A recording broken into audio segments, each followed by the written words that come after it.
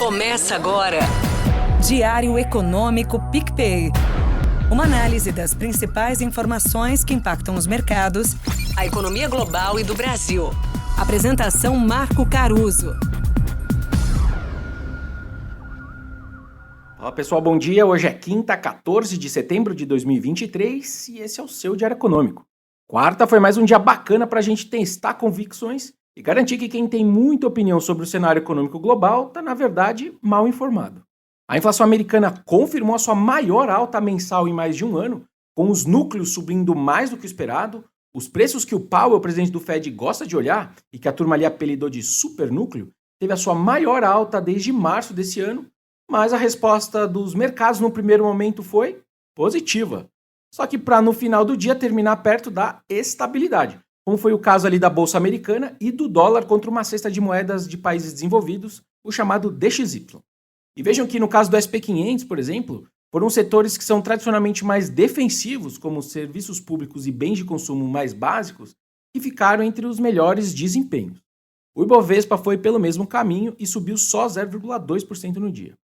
Ao mesmo tempo, aqui no Brasil e nas moedas emergentes, o cenário foi de mais animação e ganhos contra o dólar. O nosso real, por exemplo, voltou ali para perto de R$ 4,90.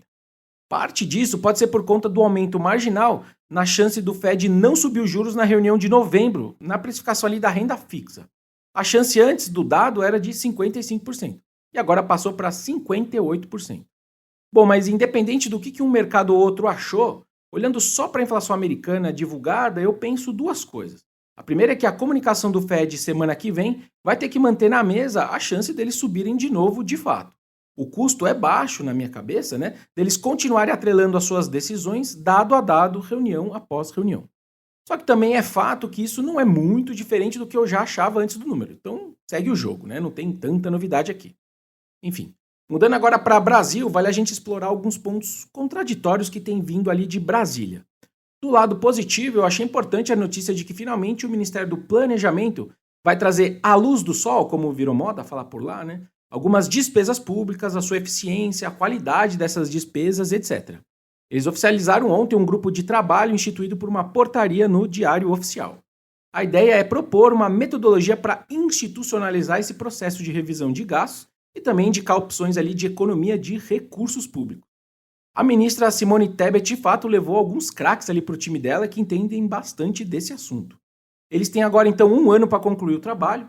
Pode ser um movimento tímido, mas pelo menos é um movimento em direção a alguma racionalização das despesas públicas que pode ajudar o governo a arrumar as contas, sem contar tanto com o aumento de carga tributária.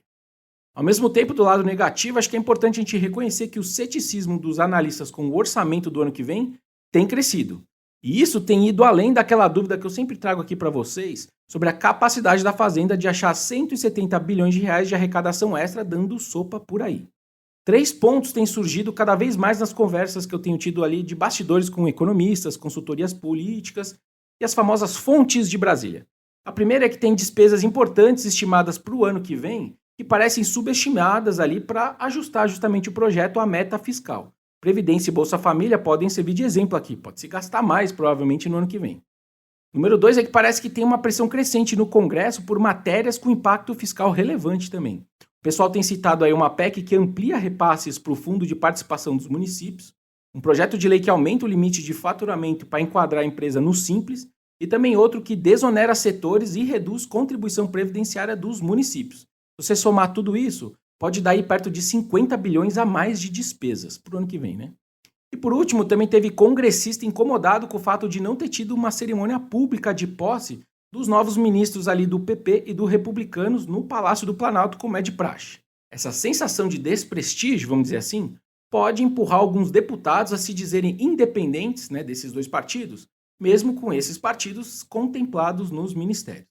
Se você somar tudo isso, essas coisas acabam aumentando a chance do governo se ver obrigado a, de fato, rever a meta de zerar as contas públicas do ano que vem, revendo ela para baixo, gastos a mais. Bom, e para terminar, hoje tem 2 eventos importantes na agenda. O Banco Central Europeu pode voltar a subir os juros. O mercado vinha precificando uma chance deles não fazerem nada nessa reunião, mas isso mudou recentemente, estão precificando sim uma alta. E por aqui saem os números do setor de serviços referentes a julho, que pode compensar aquela fraqueza da indústria que a gente viu na semana passada e crescer de forma robusta. Serviços continuam então como o carro-chefe da atividade brasileira, junto, obviamente, do campo. Por hoje é isso, turma. Bom dia, bons negócios e sorte sempre.